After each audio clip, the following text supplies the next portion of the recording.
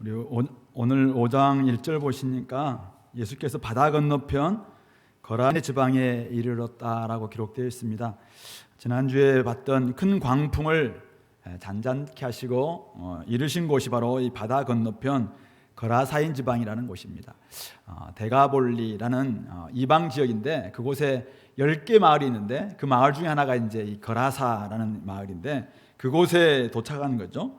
예수님이 배에서 나오시는데 더러운 귀신 들린 사람이 무덤에서 나와서 예수를 만나게 됩니다. 근데 그 사람에 대한 이제 묘사가 3절부터 5절에 나와 있는데 무덤 사이에서 거주하고 거처를 정하고 있는 사람이었고 아무도 그를 쇠사슬로도 맬 수 없게 될 정도로 엄청난 괴력을 가지고 있는 사람이었죠. 여러 번 고랑과 쇠사슬에 매였어도 쇠사슬을 끊고 고랑을 깨뜨렸던, 그러니까 힘이 엄청난 장사였다라는 것을 알 수 있겠죠.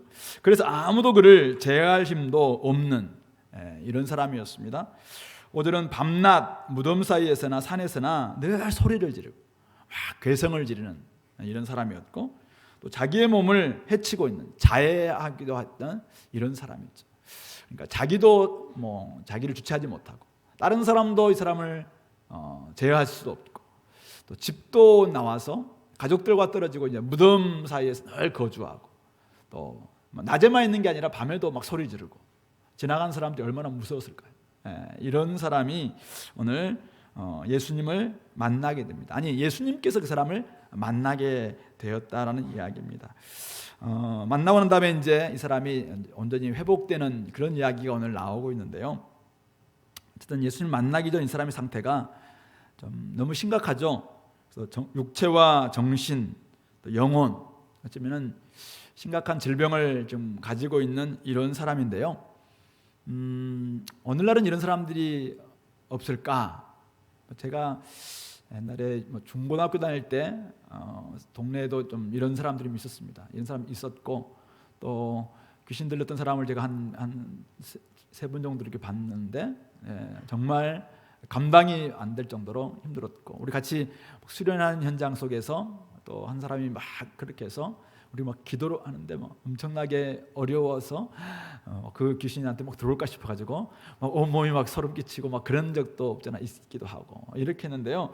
오늘날은 이제 많이 보이질 않는 것 같고 또 따로는 이렇게 많이 격리시켜서 그런지 그렇게 많지는 않은데 현대인들이 굉장히 많은 좀 정신신경증을 앓고 있다라는 이런 이제 기록을 신문에서 제가 한번 보고 그걸 잠깐 소개해 보려고 합니다.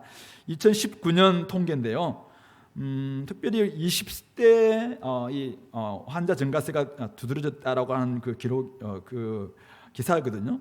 지난해 진료 인원 2019년 진료를 이야기하는데 지난해 진료 인원 중 20대는 20만 5,847명으로 2014년 10만 7,982명보다 90.6% 늘어났다. 5년 새 20대 젊은 환자가 거의 2배로 증가했다는 의미다. 이어서 10대가 66%, 30대가 39.9% 증가한 것으로 뒤를 이었다라고 하면서 공황장애, 불안장애, 우울증, 조울증 모두 20대 환자 증가율이 가장 높았다. 이는 취업난을 비롯해 학업과 결혼, 대인관계 등으로 인한 스트레스가 가중된 데 따른 것으로 풀이된다. 2019년에 있었던 우리 매일경제에서 나온 그런 기사인데요. 목회 데이터 연구소에서 발췌했던 것을 제가 한번 다시 여러분들이 인용을 했습니다. 20대들이 굉장히 많은 어려움을 경험하고 있다. 취업난을 비롯해서 학업과 결혼과 대인관계 등으로 인한 스트레스가 가중되어서 이런 신경, 정신적인 이런 질병들을 달고 있다. 이런 이야기를 하고 있는 이야기입니다.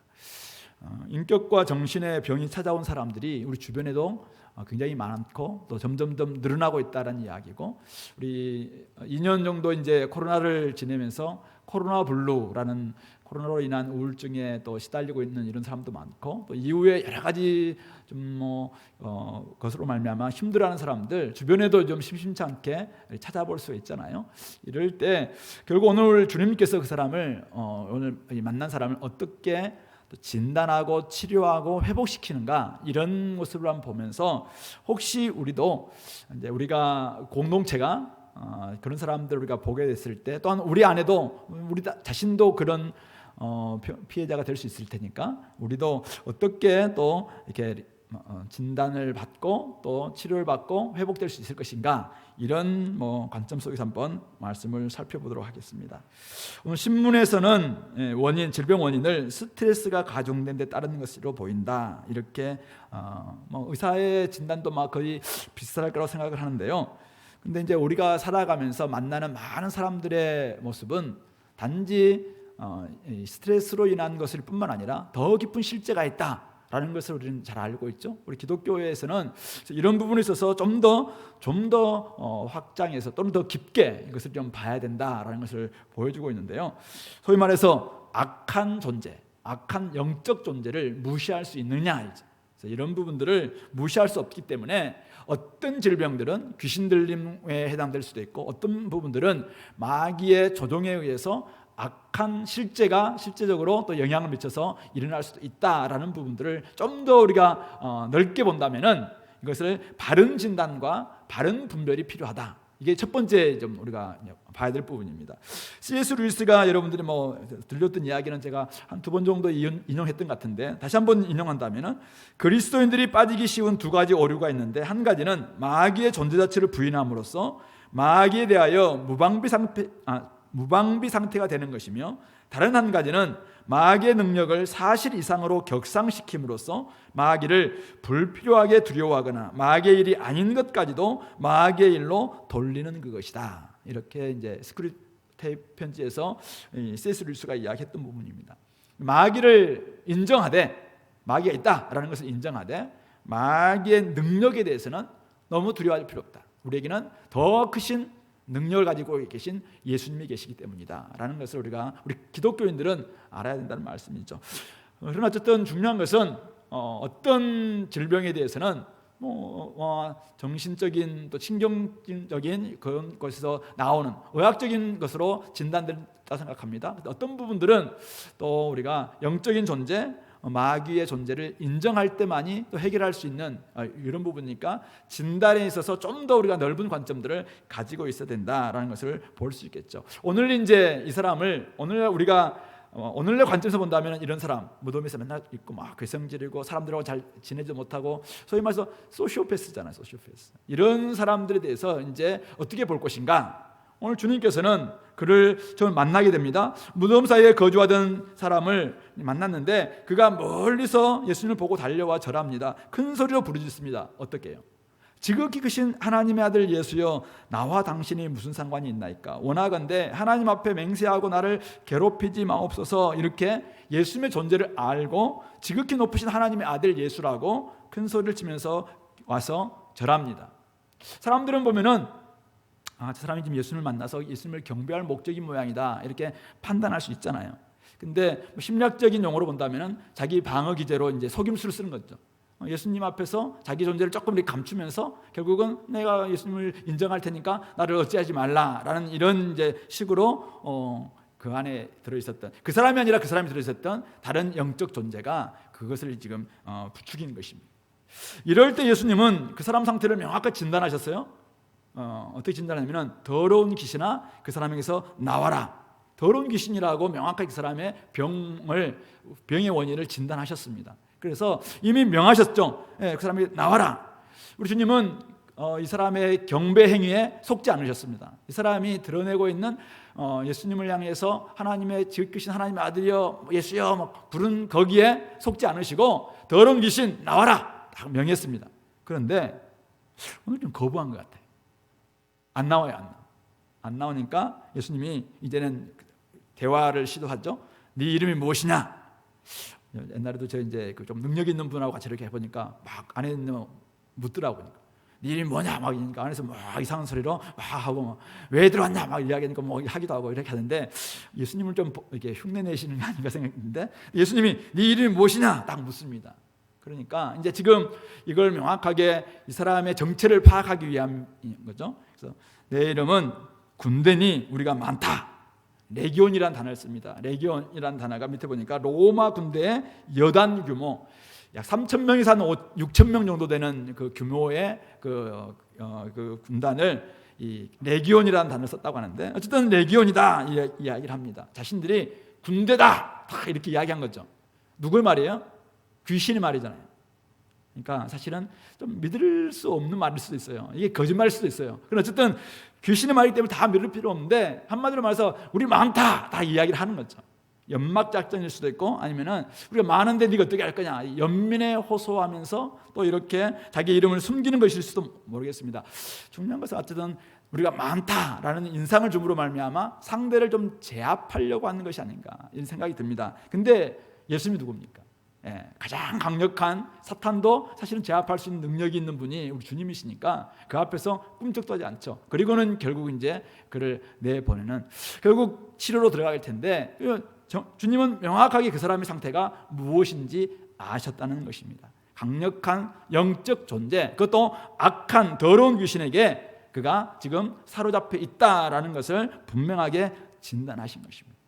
어쩌면 주님은 갈릴리에 사역하시면서 이 사람을 이미 아셨던 것 같아요. 그러니까 이제 나중에 보시면 21절 보면 다시 배 타고 건너가시잖아요, 갈릴리로. 그러니까 이 사람 하나 만나려고 지금 오신 거예요. 그리고는 사람들도 이제 거부하고 그러니까 자기가 이제 다시 갈릴리로 넘어가야 되는데, 어쨌든 다 아셨고, 그리고 이 사람을 딱 보셨고, 그리고 명확하게 이 사람의 실체를 파악하셨고, 그리고 더러운 귀신을 명해서 지금 어떤 존재가 그 안에 있는지 지금 다 아셨습니다. 물음을 통해서 다 파악하신 것입니다. 누군가를 우리가 돕고 치료하려면은 병리 현상이든 일탈행이든 아니면은 뭐 다른 것이든 간에, 문제든 간에 사실은 진단이 선행돼야 됩니다. 근데 참 진단이 쉽진 않잖아요. 우리 의사들도 몇 분 계시겠지만은 진단하는 게 요즘 워낙 기계도 잘 나와 있고 하지만은 진단이 사실은 어쩌면은 뭐 거의 많은 분을 차지하지 않겠습니까?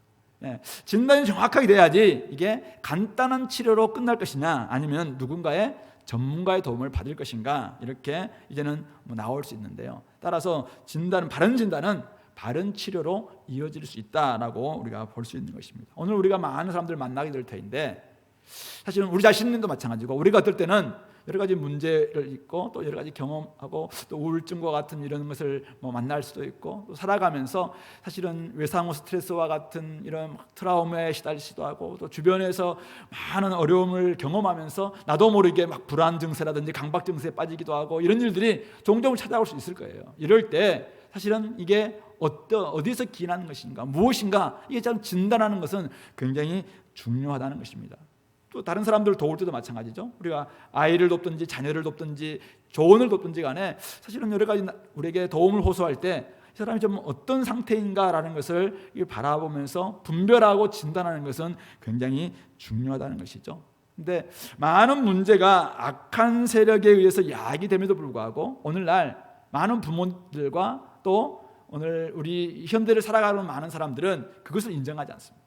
악의 존재를 인정하지 않고, 악의 실질을 인정하지 않고, 또 뭐 귀신의 존재에 대해서도 사실은 인정하지 않기도 하고, 이러다 보니까 굉장히 사실은 이 악함의 문제가 그 안에 도사리고 있음에도 불구하고 그것을 가볍게 취급하거나 쉽게 대해서 문제가 사실은 더 힘들게 만드는 경우도 있습니다. 뭐 물론 반대의 경우가 또 굉장히 많죠. 어떤 사람은 약물 치료하면 얼마든지 괜찮고, 또 병원 가서 약과 함께 좀 전문가 상담을 받으면 충분히 나을 수 있는 그런 지금 병임에도 불구하고 이것을 막 귀신 들림으로 좀 오도해서 진단함으로 말미암아, 그래서 막 계속 기도하면 낫겠다 해서 악화시키는 경우도 있습니다. 저는 뭐 이런 이야기들을 몇 번 들었습니다. 몇 번 들어서 충분히 의사를 통해서 이렇게 나을 수 있는, 조금 기간이 길어서 뭐 좀 어렵긴 있긴 하지만은 함에도 불구하고 자기 기도한 것은 낫겠다, 이렇게 해서 훨씬 문제를 복잡하게 만들었고, 더 이상 이 하나의 그 단계가 넘어가니까 더 이상 손쓸 수가 없어서 나중에는 목숨까지 잃는 이런 경우도 제가 사실은 들었던 기억이 있습니다. 정신을 차리고 우리가 제대로 분별해야 될 이유가 바로 여기에 있습니다. 오늘 우리의 삶에 사실은 악의 실제, 악이 과연 존재하느냐 존재하지 않느냐, 그 악이 어디서 비롯될 것인가, 이 문제는 차치하고도 오늘날 우리 삶에 일어나고 있는 병리현상이든 일탈행위든 다양한 부분들이 이 악의 결과, 그러니까 죄라는 타락의 결과로 말미암아 약이 되었는데, 이건 보편적인 죄의 결과 말고 우리 속에 있는 진짜 실제적인 악한 실제가 있거나 악한 어떤 것에 의해서 오늘 우리가 거기에 사로잡혀서 나타나는 경우도 종종 있다는 사실이죠. 그러므로 이 악이 우리를 영원한 무덤으로 사실은 끌고 가려고 하는데 이것을 제대로 간파할 수 있는 이 진단과 분별은 굉장히 중요하다는 사실입니다. 악의 실제 분명히 존재합니다. 그러므로 이렇게 제대로 진단할 때 오늘 주님께서 이 사람을 이제 결박하고 있었던 모든 약한 존재를 다 이제는 내쫓고 그를 온전케 해주셨던 것처럼 우리도 그렇게 나갈 수 있다는 사실이죠. 그래서 우리 성경에서는 끊임없이 마귀가 우는 사자처럼 지금도 삼킬 차를 찾아서 다닌다고 이야기하고 있습니다. 오늘도 우리를 삼키려고 배고픈 사자가 마귀가 우리를 지금 찾아다니고 있습니다. 이럴 때 우리가 어떻게 할 것인가? 이거 모른 채 그냥 분별도 없이 세상은 뭐 다 저렇게 살아가고 있으니까 세상 정신, 세상 가치, 세상의 습관 따라서 그냥 늘 그렇게 살아가다가는 나중에 자기도 모르게 덜컥 악한 실제한테 딱 이렇게 잡히게 되면은 헤어나올 수 없는. 그래서 이 사람과 같은 소시오패스 또는 뭐 사이코패스 막 이런 일들이 오늘날 곳곳에 일어나고 있는데 이렇게 될 수 있다는 것이죠. 그런 부분에 있어서 우리가 이런 것들은 잘 진단하는 것이 중요하다. 우리 성경에 보면은 야고보서 5장 14절에 너희 중에 병든 자가 있느냐 교회 장로들을 청할 것이요 그들은 주의 이름으로 기름을 바르며 그를 위하여 기도할지니라. 교회 장로들이 두 가지를 해야 됩니다. 그래서 가서 잘 진단하는 것이 분별해서 진단함으로 이게 당신은 뭐 기름을 바르는 것이 아마 약을 치료하는 거라고 생각하는데 기름을 바를 것이냐 아니면은 기도할 것이냐. 물론 기름을 바르면서도 우리 기도하는 것 중요합니다. 그러나 정확한 진단이 필요한 것이죠. 이게 과연 병이냐 아니면은 영적인 문제냐 이런 것들을 잘 바라보면서 우리가 나아가는 거 중요한 것이죠. 그래서 오늘 우리 삶 가운데서 주님께서 우리가 오실 때 우리를 어떻게 바라보실까요? 우리가 여러 가지 문제를 가지고 있을 때 주님은 우리에게 향해서 너는 좀 이렇게 해서 빨리 치료를 받아라 이렇게 하실 수도 있고 아니면은 우리 안에 있는 악함에 보시면서 우리를 향해서 딱 진단하실 수도 있잖아요. 그런 부분들을 우리가 내다보면서 오늘 이 사람은 분명하게 악한 귀신에게 더러운 귀신에게 사로잡혀 있었다라는 것을 우리가 한번 기억할 필요가 있는 것이죠. 영적 상태에 따라서 이제는 치료자가 중요한데요. 바른 치료가 중요한데 오늘 두 번째로 보시니까 이 군대라고 밝힌 귀신이 뭐라고 이야기하냐면 10절이죠. 자기를 그 지방에서 내보내지 말라 이렇게 마시기를 간구했다라고 기록하고 있습니다. 그런데 옆에 돼지떼가 막 있으니까 먹고 있으니까 이제 두 번째 간구를 하는데 우리를 돼지에게로 보내어 들어가게 하소서 이렇게 이야기를 합니다. 이렇게 하니까 예수님이 13절에 허락하시죠. 그래서 그 사람이 이제 결국 그 더러운 귀신들은 거기서 나와서 돼지떼기에 들어가고 바다에 들어가서 몰사했고 그 사람은 15절 정신이 자기 옷을 입고 정신이 온전하여 앉았다. 그러니까 온전히 이제 치유가 된 것이죠. 치료가 된 것을 우리가 볼 수가 있습니다. 여기서 내가 궁금한 게 있죠. 여러분들이랑 PBS 하면서 다 이제 질문을 던졌겠지만은 여러분들만 궁금한 게 아니라 2000년의 역사 속에서 항상 궁금했던 게 이 부분이죠. 많은 사람들이 그래서 우리에게 답을 다 가르쳐주고 있어요. 물론 여러분들 어느 것을 선호할지는 여러분들이 한번 생각해 보시기 바랍니다. 이렇게 될 줄 모르고 예수님께 허락하셨나 이거죠. 아니 귀신이 뭐 한 명도 아니고 한 귀신인지 아니면은 2000마리의 귀신인지 정확히 모르겠어요. 그러나 강력한 귀신이라는 것을 알겠죠. 강력한 귀신이 돼지 2000마리를 지금 몰사시킬 정도 이런 엄청난 이런 짓을 할 것이라는 것을 예수님이 몰랐냐 이거죠. 아시고 허락했다면 왜 이렇게 하셨냐? 아셨다면은 이 엄청난 재산 손실을 왜 방관하시면서 이렇게 하셨냐 이거죠. 이거에 대해서 이제 한번 크게 세 가지 정도 우리가 해석을 할 수 있을 것 같은데요. 결국 귀신은 완전히 멸할 존재인데 아직 멸할 때는 아니에요. 예수님이 십자가에 달리셔서 이제는 사탄의 머리를 깨부셨고 그리고 마지막 재림하실 때 이제 사탄을 영원한 불못에 집어넣음으로 이제 끝나는데 그때까지는 사실은 아직은 아니에요. 그럼에도 불구하고 그들에게 많은 사람들에게 멸망할 존재라는 것을 상징적으로 보여주시려고 사실은 허락하신 것이죠. 귀신은 멸망할 존재다라는 것을 보여준 것입니다. 그래서 사실은 귀신들이 부정한 귀신이잖아요. 그리고 부정한 지금 무덤 사이에 거주하게 만들고 부정한 지금 돼지 속에 들어갔고 그렇게 해서 죽는 존재. 귀신과 다 연결되어 있는 부정함들은 멸망할 존재다라는 것을 보여주는 것이 첫 번째 목적. 두 번째 이제 해석은 귀신들의 목적이 한번 봐라 이거죠. 얼마나 세상을 멸망시키고 있는가, 얼마나 한 인격을 이렇게 몰살시키고 있는가, 얼마나 파괴하는가라는 것을 적나라하게 보여주고 있는 것이죠. 이 사람이 만약 계속 이 군대 귀신에 걸려 있었으면은 진짜 2,000마리의 돼지떼를 몰살시킬 것 같은 이런 엄청난 파괴적인 행위를 할 수밖에 없다라는 것을 이것을 그대로 보여주고 있는 것입니다. 이미 무덤가에 살면서 막 했던 짓이 어쩌면은 2,000마리의 돼지떼가 몰살시키는 것 같은 이런 파괴적인 행위였고 그 죽음과 같은 이런 행동을 하고 있었다라는 것을 그대로 지금 눈앞에서 보여주고 있는 것입니다. 세 번째 목적은 여러분도 아마 다 여기에 동의할 텐데, 한 영혼의 가치가 그 어떤 것보다 크고 귀함을 보여주시기 위해서 이렇게 하셨을 것이라는 것이죠. 그럼 질문이 생기죠.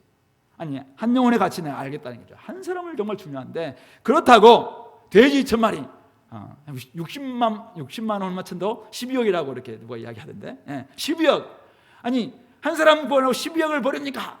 여러분들 대답은 뭡니까? 야, 12억을 버리면서까지 한 사람을 살리는 것 여러분들 할 수 있나요? 누가 이야기더라고. 가족이라면 내가 할 수 있겠다. 근데 가족이 이웃이라면 안 된다. 이렇게까지 우리가 하던데, 좋아요. 여러분들의 범위는 어디까지예요? 12억을 버려서 내가 한 사람을 살릴 수 있다. 여러분들의 범위는 어디까지입니까? 근데 예수님은 다 자식들이에요. 다 하나님의 자녀들이에요. 하나님의 자녀들이니까 결국 한 사람의 영혼을 살리기 위해서 2,000마리의 돼지떼 그 손실은 감수한다라는 것을 보여주고 있는 것입니다. 천하를 주고도 바꾸지 못할 것이 한 사람의 생명임을 보여주시는 것입니다. 하나님께서는 한 사람의 잃어버린 자녀를 구원하기 위해서 그 어떤 희생도 감수하신 아버지시죠. 그러므로 천하보다 귀한 이 자녀의 목숨을 위해서 어떤 것도 아깝지 않음을 보여주신 것이 바로 이런 모습이라는 사실입니다. 자, 그렇다면은 이런 예수님이 결국 한 사람을 지금 만남으로만 치유했잖아요. 자, 그렇다면은 이 예수님을 이 데가볼리에 있는 사람들도 만나면은 그들이 크고 작은 문제가 있었을 텐데 결국 치유를 받을 거잖아요. 자, 그렇다면은 이 사람들은 여전히 그것을 알고 예수님을 받아들이고 있을까? 이 문제죠. 자, 마귀는 오늘도 우리 삶 가운데 찾아와서 우리에게 속삭입니다. 내가 너희를 도와주마. 내가 너희의 치료자다. 내가 너희를 구원해줄 메시아가 될 수 있다. 그래서 내 뜻대로만 행해봐. 내 뜻대로만 한번 따라와봐. 그럼 내가 얼마든지 이 땅에서 너를 잘 되게 해줄 거야. 이게 마귀가 지금 우리에게 하는 속삭임이에요. 근데 예수님은 반대로 그는 철저히 너를 망하는 길이다. 그래서 내가 주는 사실 생명을 얻는 것이야말로 더 풍성히 얻고 사는 길이다. 지금 이렇게 말씀하고 있거든요. 마귀가 어떻게 했습니까? 어떻게 하든지 그 사람을 지금 다 붙잡으려고 하고 있고 그 지방에서 계속 있기를 원하고 있습니다. 자기 방식으로 영적인 세력을 확장하려고 하고 있고 상대방을 제압하는 강한 능력, 권력, 재력 이런 것들을 계속해서 막 갖추는 욕망을 붙이기로 말미암아 너는 절대 무시할 수 없는 존재다라는 것을 계속 이렇게 세워지게 만드는 게 마귀의 지금 의도이고 행동입니다. 그러니까 마귀는 끊임없이 오늘 우리에게 뭘 주장하냐면은 예수님한테 말씀하셨는데 시험했는데 내가 나한테 저런 말 해라. 나를 의지해라. 내가 너를 도와줄 텐데 나한테만 도와주면 너는 천하도 다 얻을 수 있다. 이게 지금 마귀가 우리에게 붙이기는 속삭임이에요. 내가 너를 살려줄게. 나한테만 속삭여라. 나한테만 의지해라. 그러면 내가 얼마든지 너희들을 부자되게 만들어줄 거야. 이게 마귀가 지금 우리에게 주는 속삭임이죠. 근데 그 결과가 뭡니까? 인간의 영혼이 파괴됩니다. 정신이 병듭니다. 인간성은 황폐화될 수밖에 없습니다. 하나님의 형상 철저히 왜곡됩니다. 죽음으로 나아가는 것이죠. 죽음의 길입니다. 이게 숙주를 죽이는 방식이 마귀가 여전히 자기가 돕겠다고 거짓말 치면서 오늘 우리에게 부추기고 있는 방식이에요.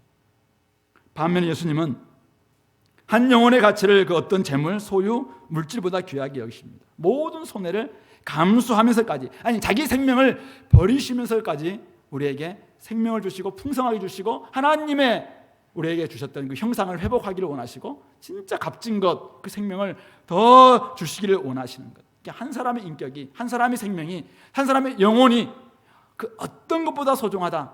이것을 주심으로 말미암아, 알려주심으로 말미암아, 그것을 받아들임으로 말미암아 사람을 살리고 결국 그 공동체 살리게 만드는 것이 예수님께서 하시는 방식인 것이죠. 근데 사람들은 어느 걸 추구하냐 했지.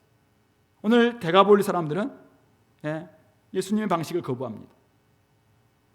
예수님이 이렇게 했는데 도망서 한 사람을 살리기로 했는데 근데 우리 집에 엄청난 것이 손해봤다. 막 사람들이 알렸습니다. 많은 사람들이 와서 예수님을 만났죠. 정신이 옷을 입고 정신이 온전해진 사람을 보았습니다. 그리고 두려워했습니다.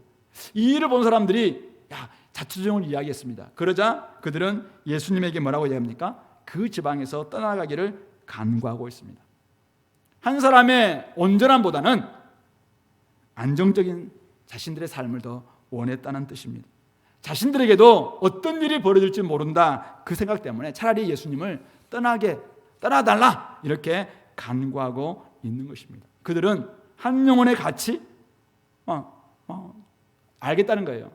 한 인격의 가치 알겠습니다. 생명의 가치 알겠다는 거예요. 근데 돼지떼의 가치보다는 결코 크거나 귀하지 않다. 아니 이것을 포기하면서까지는 내가 그곳에 내 인생을 걸지 않겠다. 이게 이들의 생각입니다. 한 사람이 회복되는 것 기뻐할 일이지만은 내가 내 시간, 내 재정, 내 젊음 포기하면서까지 손해보면서까지 내가 그 일에 투신하지는 않겠다. 이게 이들의 주장입니다. 아니 부정한 삶을 살아도 좋으니까 부정한 귀신들과 함께 부정한 삶을 살아도 좋으니까 내가 좀 더 안정적이면 된다. 이게 지금 이들이 이야기하고 있는 그래서 예수님을 떠나달라고 하는 무언의 압력이죠. 한번 생각해 보세요. 10절에서 아까 귀신들이 뭐라고 예수님이 간구했죠? 이 지방에서 자신들을 보내지 말라 간구했잖아요. 자, 근데 오늘 17절에서 이 마을 사람들의 간구는 뭐예요? 예수님에게 이 지방에서 떠나달라 간구하고 있습니다. 귀신들은 자신들을 이 지방에서 떠나지 말게 해달라고 간구하고 이 사람들은 예수님에게 떠나달라고 간구했어요. 결과는 똑같아요. 귀신들이 남고 예수님은 사라져라 이 말이잖아요. 그동안 귀신들이 그곳에 있으면서 그들에게 부추기고 부정함을 계속 강조했고 사람들을 황폐화시켰고 인격을 말살시켰고 인간성이 깨졌고 다인데 이것들은 견딜만 했다는 말이잖아요. 근데 예수님이 오셔서 진짜 우리 삶 가운데 중요한 것은 한 사람이다. 한 생명이다. 한 사람이 온전케 되는 것이 재산보다 훨씬 중요하다. 이 이야기를 지금 하고 있으니까 이것의 가치를 이야기하니까 그게 불편하다는 거잖아요. 그러니까 예수님에게 떠나달라. 우리 그동안 불편하지 않았는데 왜 예수님 오셔서 나를 불편하게 만드냐. 지금 이런 강구 내용이거든요.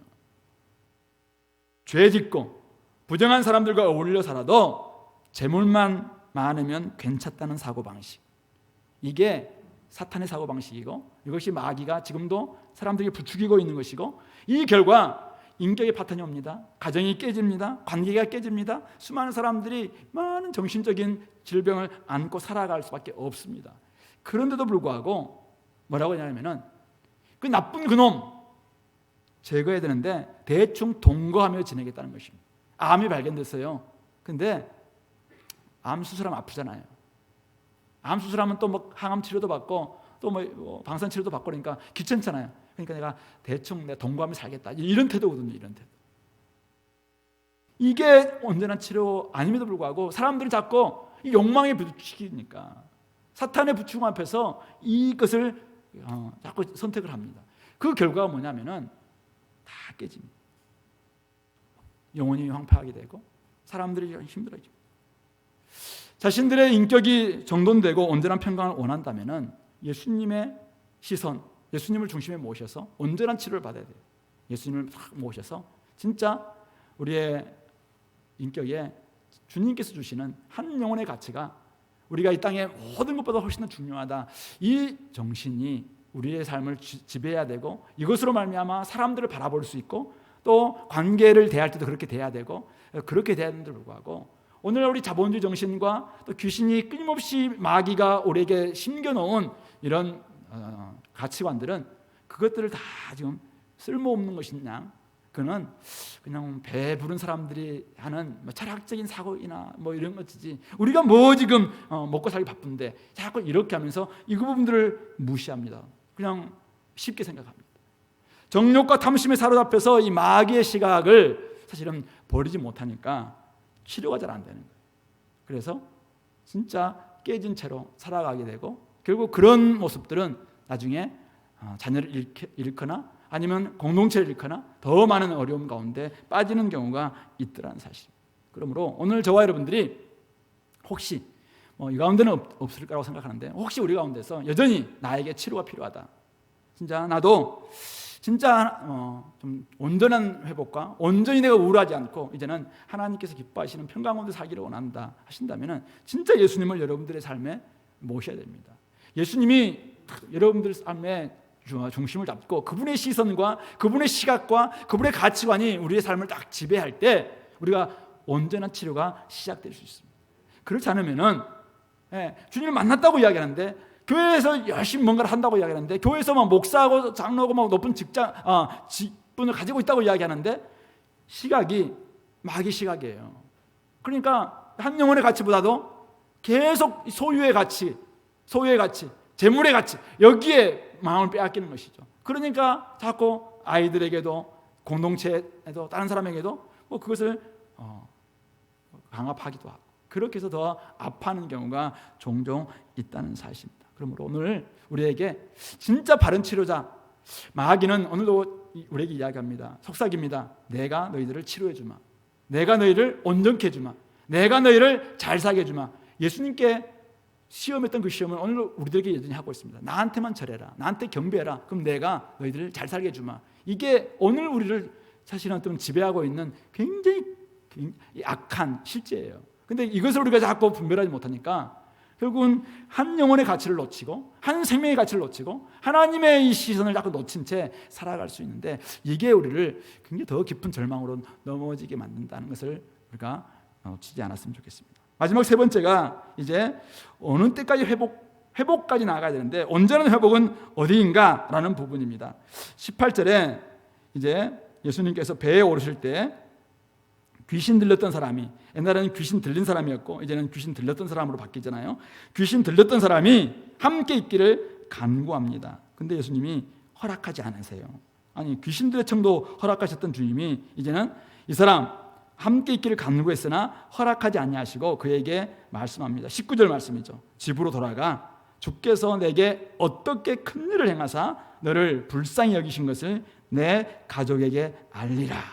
이렇게 말씀하셨고 그가 가서 아까는 주께서 내게 어떻게 큰 일을 행하셨는가 이렇게 알리라고 했는데 그가 가서 예수께서 자기에게 어떻게 큰 일을 행하셨는지를 데가볼 자기 집뿐만 아니라 데가볼리 지역에 전파하니까 모든 사람이 놀랍게 여겼다라는 이야기입니다.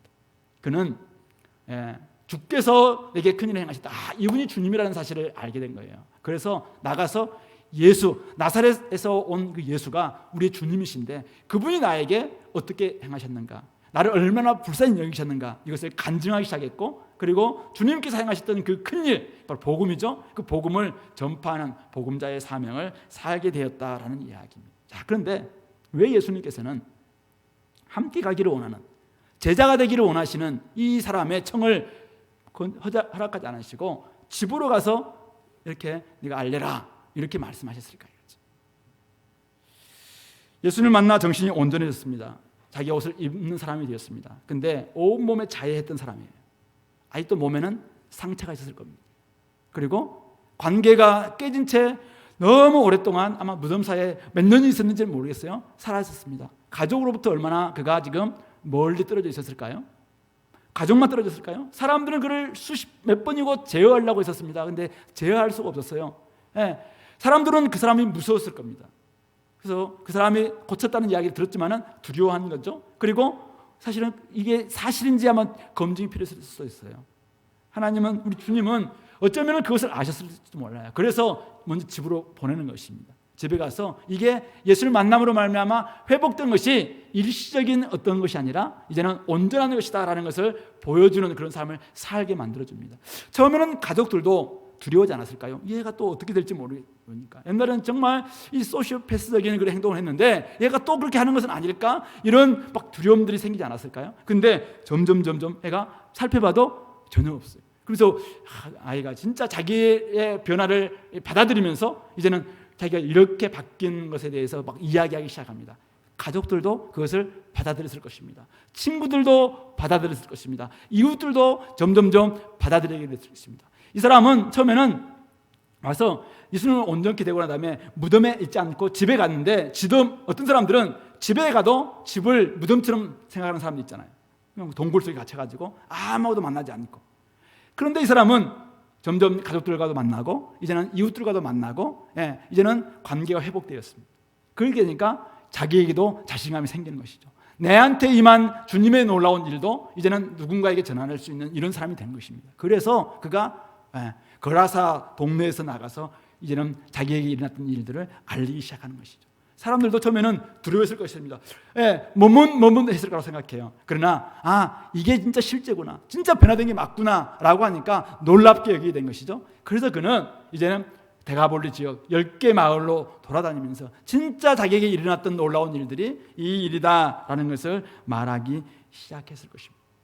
저는 주님이 이런 긴 여정 아시고 함께 있기를 허락하지 않고 집으로 돌아왔다고 생각합니다. 물론 이전에 유대인 지역 속에서는 뭐 이런 일이 있어도 말하지 말라, 왜 오해할 수 있으니까, 메시아에 대한 잘못된 이 상이 있어서 계속 끊임없이 예수님을 메시아로 모시려고 하니까, 근데 여기는 이방 지역이잖아요. 그러니까 그런 게 대한 없으니까 가서 마음껏 알려라라고 할 수 있습니다. 근데 더 중요한 것은 이거죠. 제가 보기에는 이 사람이 정신만 온전케 되는 것으로 만족하지 않으셨다는 것입니다.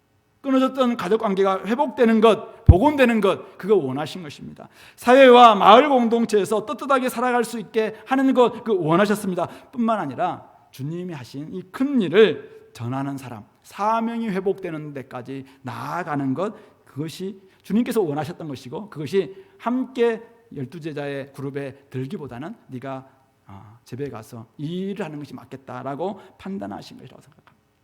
그는 주님께서 어떻게 큰 일을 행하셨는지를 전하는 분명한 증인이자 증거가 되었습니다.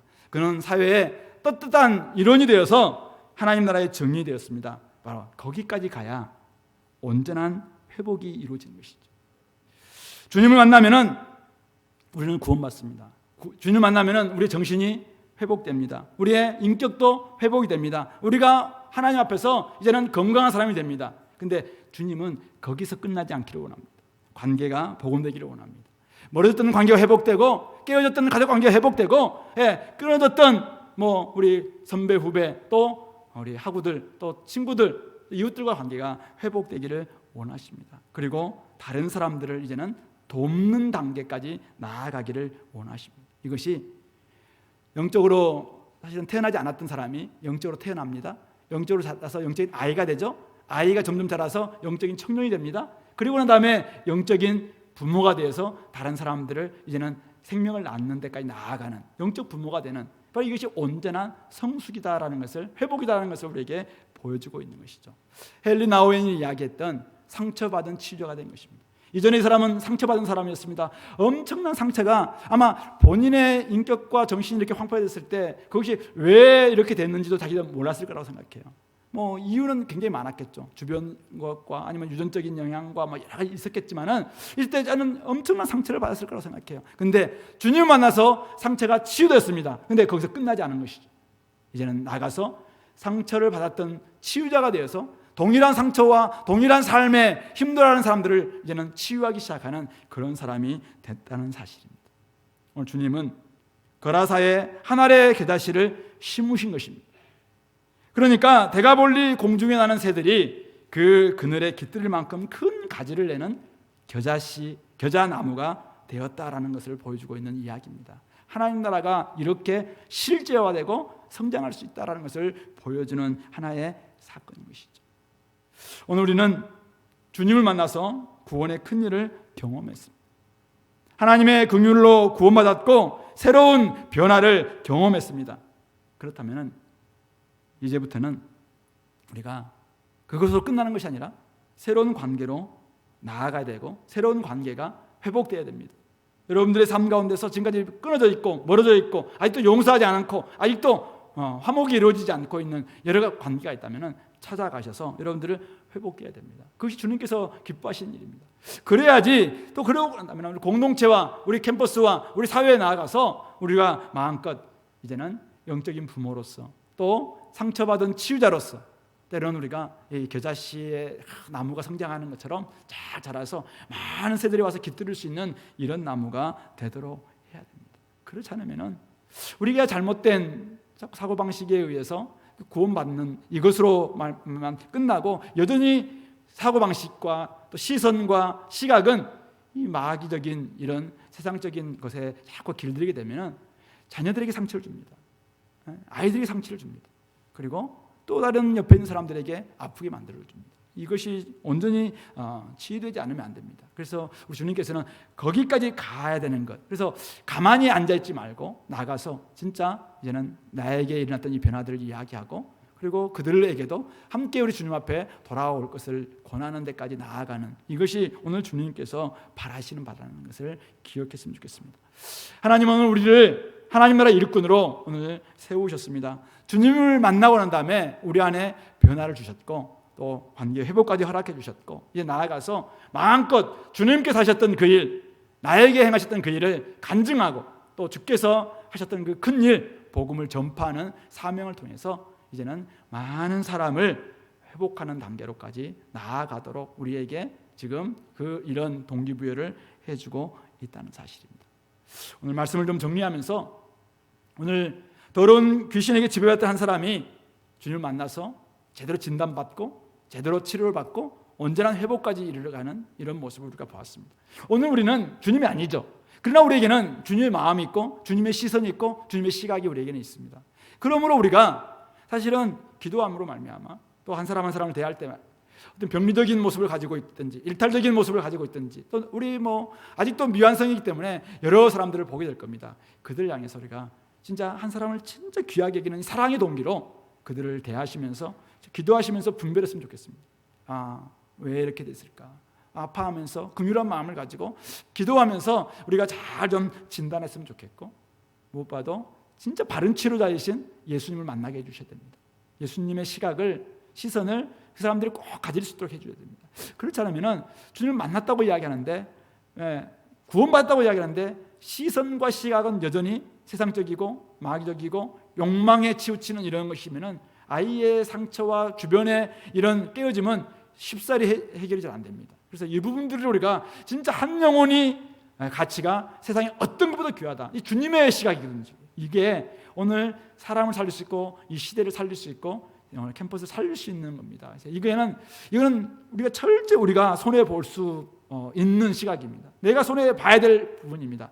그렇기 하기 때문에 이런 걸 가지고 한 사람을 돕되 또 온전한 데까지 나아가서 결국 그들이 대가볼레에 나가서 전파자가 되는 데까지 회복되는 것처럼 저와 여러분들이 정말 한 사람을 택한 다음에 진짜 이 세상에 나가서 하나님 나라의 복음 전도자가 되도록 만드는 데까지 회복시킬 수 있도록 이 좀 지난한 과정이 될지 몰라요. 긴 여정이 될 수도 몰라요. 그러나 그럼에도 불구하고 쉽게 절망하거나 낙심하지 마시고 또 주님 앞에 온전히 좀 의지하면서 이 사람들을 잘 돕고 또 주님께서 그들을 온전히 도와주실 것을 좀 기대하시면서 나아갈 수 있게 되기를 바랍니다. 어쨌든 군대 귀신마저도 주님께서는 제압하셨잖아요. 오늘 우리 가운데 이것은 주님은 안 된다 이런 건 없습니다. 주님께서는 다 하실 수 있습니다. 그러므로 그분 앞에 온전히 우리가 모시고 나아가고 또 우리 자신도 주님 앞에 나아감으로 말미암아 회복되고 그래서 온전한 사회 일원으로서 또 우리에게 행하셨던 주님을 증거하는 우리 삶들이 될 수 있기를 바랍니다. 같이 한번 기도하겠습니다. 오늘 말씀을 좀 기억하시면서 여러분들에게 주셨던 메시지가 뭔가요? 그걸 가지고 같이 한번 이 시간 기도하겠습니다. 하나님 아버지